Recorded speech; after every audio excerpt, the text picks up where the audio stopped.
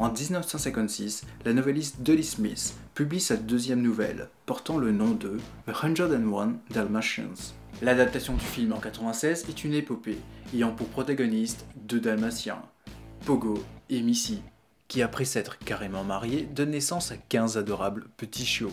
Pendant la naissance des chiots, notre fameuse fashion victime, Cruella de Vil, jouée par l'incroyable Glenn Close, refait son apparition. Différente de celle qu'on connaît aujourd'hui, son personnage n'avait aucune empathie et vivait que pour son art. Réalisant l'élégance de la fourrure des Dalmatiens et ayant une profonde haine envers les chiens, celui-ci mettra tout en œuvre pour un jour pouvoir emporter. C'est ce qui marquera les lecteurs du roman et du film, allant même dire que Cruella est la vilaine la plus cruelle de Disney. Et c'est sur ces mêmes bases que le spin-off de l'Australien Greg Gillespie prend place. Bonjour! Bienvenue sur la chaîne du Ciné Show en compagnie de Jean-Luc, moi-même. Je sais, ça fait longtemps, mais mon absence est justifiée par la pré-production de mon moyen métrage. Et vous inquiétez pas, on va en revenir plus tard. Pour ceux qui sont nouveaux, je fais des vidéos pas très originales que j'essaie de camoufler avec une écriture structurée et un humour de Attention, je me moque pas des Voilà la dure réalité de cette chaîne. Et si vous voulez bien, passons au sujet de la vidéo.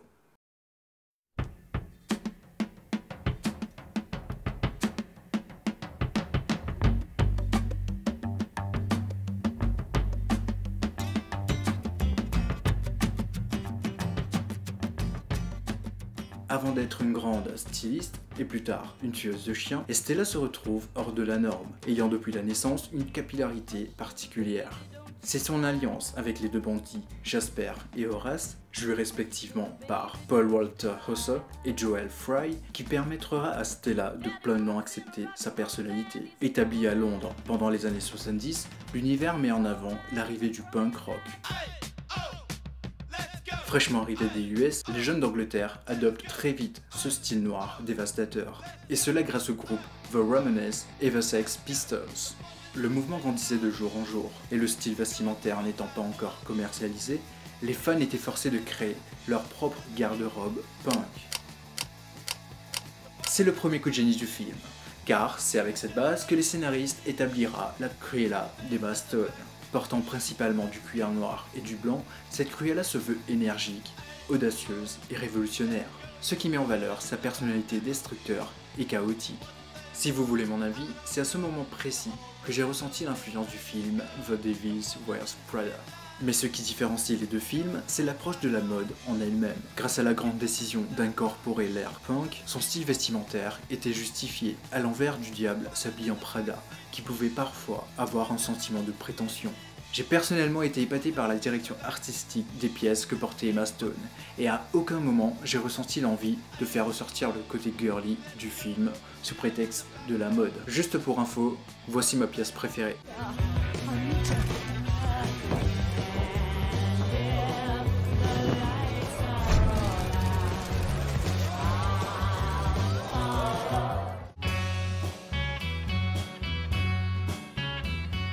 Bien que la structure du film reste clairement commerciale, Cruella arrive à se démarquer par son originalité visuelle, me rappelant des mouvements de caméra lents, faisant penser au travail de Hitchcock ou même Tarkovsky. Chaque séquence mettant en avant le jeu incroyable de Stone, montrant clairement que c'est elle qui porte ce film sur son dos. À travers son jeu cynique et rebelle, Emma nous délivre une performance plus qu'incroyable, bien que le personnage qu'elle incarne a plus tendance à ressembler à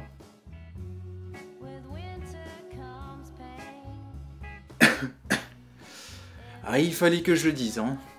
Néanmoins, le character arc de Cruella tient la route, et ce qui arrive à faire maintenir une bonne allure à l'histoire, c'est la baronne, jouée par l'incroyable Emma Thompson.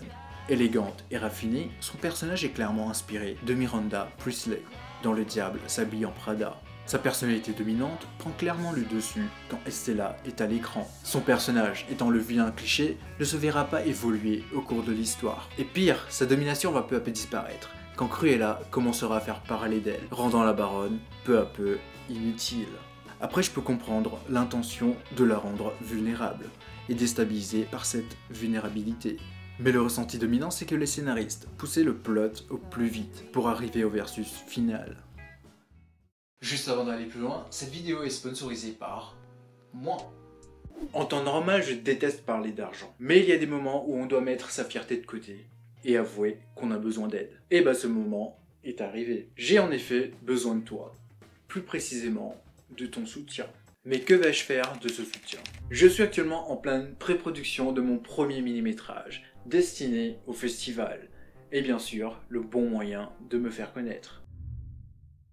Lucie Minard survit à un enlèvement.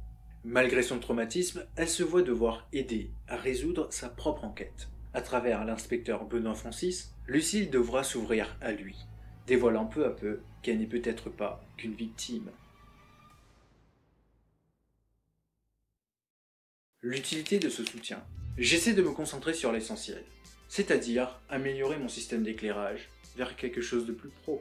Bon éclairage égale meilleure image, et bien sûr, moins de temps de préparation. Mais encore, me procurer un meilleur micro, avoir un meilleur son égale meilleur rendu. Mais le plus important, c'est de pouvoir payer mes acteurs. Voyez-vous, j'en ai 6. 6 acteurs à l'affiche du projet. Je vais d'ailleurs bientôt dévoiler le casting sur mon profil Tipeee. J'aurai aussi besoin d'un budget pour tout ce qui sera maquillage, déplacement et nourriture. Forcément. Ce que vous gagnez en retour. Une fois votre don validé, vous aurez accès à des news exclusives. Par exemple, l'annonce des acteurs, les photos de location et bien d'autres. Mais le cadeau que je trouve le plus kiffant, c'est que votre nom, stocké sur Tipeee, aura sa place dans le ending credit du film. Sympa, non? Si vous voulez plus d'infos sur le projet, n'hésitez pas à lire mon profil Tipeee. Je vous remercie infiniment. Et si vous voulez plus d'infos, le lien se trouve en description.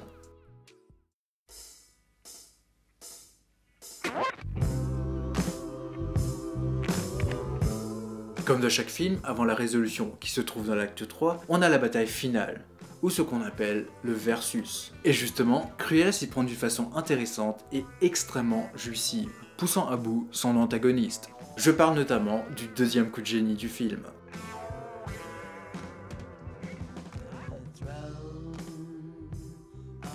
Je dois dire chapeau à celui qui a mis au point cette mécanique. Juste avant le versus final, Cruella frappe fort, en démontrant sa détermination à déstabiliser le plus possible sa conquérante. Ayant obtenu la validation de la baronne, et sachant que son identité sera révélée au moment où les papillons seront éclos, Cruella frappe encore plus fort au moment du versus. Et ça, sans oublier sur quoi est basée l'identité du film. La mode. Laissez-moi vous rappeler ce que signifie la mode. La mode est un aspect caractéristique des vêtements, correspondant à une période bien définie. De ce fait, le versus final s'explique d'elle-même. Cruella étant en vogue après sa mort, faire porter des perruques à son effigie était du génie, rendant sa différence d'autrefois en tendance.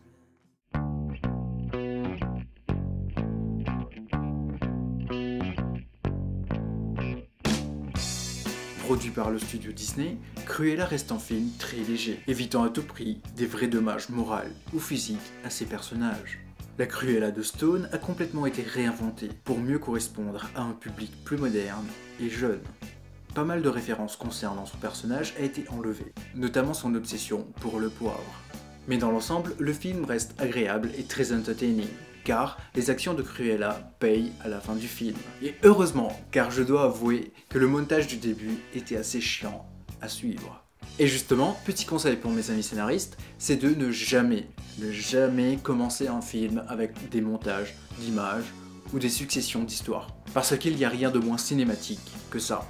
Et c'est la fin de cette petite vidéo. Je vous remercie infiniment si vous êtes allé voir mon Tipeee. Franchement, un grand merci, ça fait extrêmement plaisir. J'ai prévu pas mal de choses pour mon grand retour. Et j'espère que vous serez au rendez-vous. Si la vidéo vous a plu, n'hésitez pas à mettre un petit pouce bleu si vous voulez bien sûr, à vous abonner si vous voulez bien sûr. On se retrouve prochainement pour un live qui sera probablement cette semaine ou plus après la sortie de cette vidéo. Sur ce, prenez soin de vous, on se retrouve bientôt pour une nouvelle vidéo et... T'as vraiment cru que j'allais finir la vidéo comme ça? Et pas du tout. Et... coupé.